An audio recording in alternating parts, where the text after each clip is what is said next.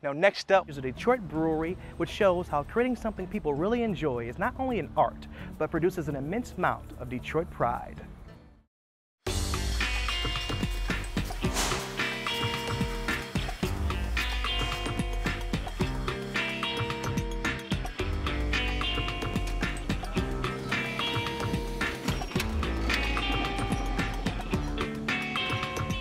Art and beer is individual, and that's why there's so many breweries in the state of Michigan, over 110, and customers love that too.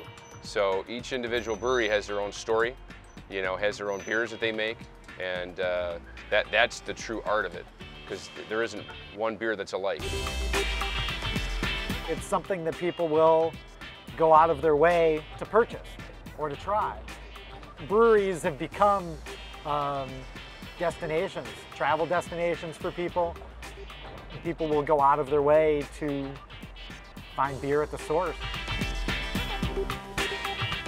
Yeah, I would compare brewing kind of like being a chef, where you have all these different ingredients available and you want to find the right combination to make a beer just the way you want it. And then it's also very rewarding when you make a beer that you like and you find out all these other people like it too.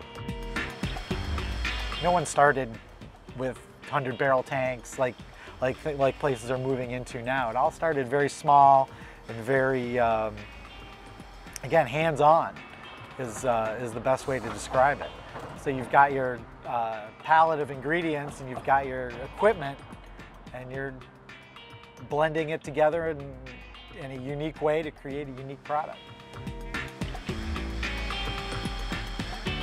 I think it's what separates craft beers from like the huge mega brewers is the fact that the mega brewers are just making, you know, very light, plain beer that, you know, appeals to just about anyone. Like, it's hard to dislike one of those big beers because there's not a whole lot of flavor to it, and people who like craft beer are looking for something more. So we have different types of grain that we use that make it darker or roastier. We have different hops. We can add a whole lot of hops, make it hoppier. You're more and more getting into like sour beers, like Belgian style beers that are made in the US. So all these different things that have very distinct flavors that aren't for everyone, but they're more of like a gourmet product, really. We could easily just make vanilla Java Porter and Dirty Blonde and do nothing else, and probably still sometimes struggle with meeting the demand. But as everybody likes, as an artist and in that realm, you always like to spread your wings a little bit and see what else you can do. You want to test your own limits, test the limits of your equipment, and it allows us to have a little bit of fun. Get all these different ingredients you can mix together in different combinations, give you different results, and you can just play with things from there and alter things. You know, you can come up with a simple beer and then come up with variations of that beer. I mean, it's endless how far you can go with it. Dozens of types of grains and hops and processes you can use, and different strains of yeast, and you have to learn them all and figure out which of these will give you the flavor that you're looking for, so that you can come up with a creation, really, what it is, that's unique to your brewery. We really kind of cover all the bases. We have approximately 30 different labels that we produce, whether it be all year round, occasional single batch production, or seasonal production. It's nice to make something that people appreciate and people really enjoy. Like, when people really like one of our beers, they become big fans of it. It's not just something that's convenient or cheap, or they're buying it because they really like it. And we're still doing things where we grab the 50-pound bag of malted barley and we're putting it into the mill to grind it, and it takes at least 17 of those to make a batch, sometimes more. And we're throwing in the hops right into the pot, just by hand. Everything's kind of by hand. So it's different than, like, I've done tours of some of the huger breweries in this country, and you hardly see any people there. You might see as many people in one of those as you see in one of these small breweries. because everything's automated. Here, you know, everything's kind of done by hand. Even the bottling part of it, it's loaded and unloaded by hand, and I think that's the big difference.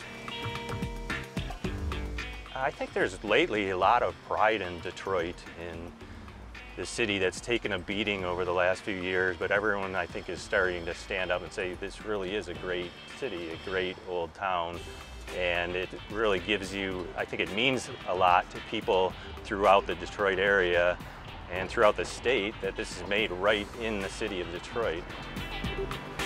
One of our slogans is we're bringing Detroit everywhere, and it's showing, and the Detroit name does very well.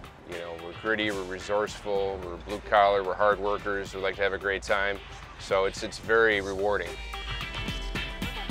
I like it when I sit down at the bar at the end of the day or take home a bottle, and we just had our blueberry cobbler beer, and I took one gulp of that and I knew it was just right on. It was just like dessert in a bottle. So it's always a satisfying thing. You know, I suppose it's true for whatever you do. If you're working on something and you complete it and you know it's good, it makes you feel good. This is more than just a home brew. This is something that you can go to any store and people talk to me about beers. People all around Detroit have heard of it and tell me they love the beers, and it feels good to say, yeah, I made that. We know we've gotten it right when we need to make more, and we can't make enough.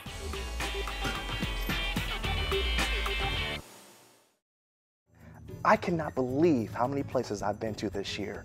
What a creative and exciting metro area we have right here at our fingertips. Get out there and explore, discover, and create for yourself. Let's show the world how Detroit performs, y'all. I am DJ Oliver. Thanks for watching, guys.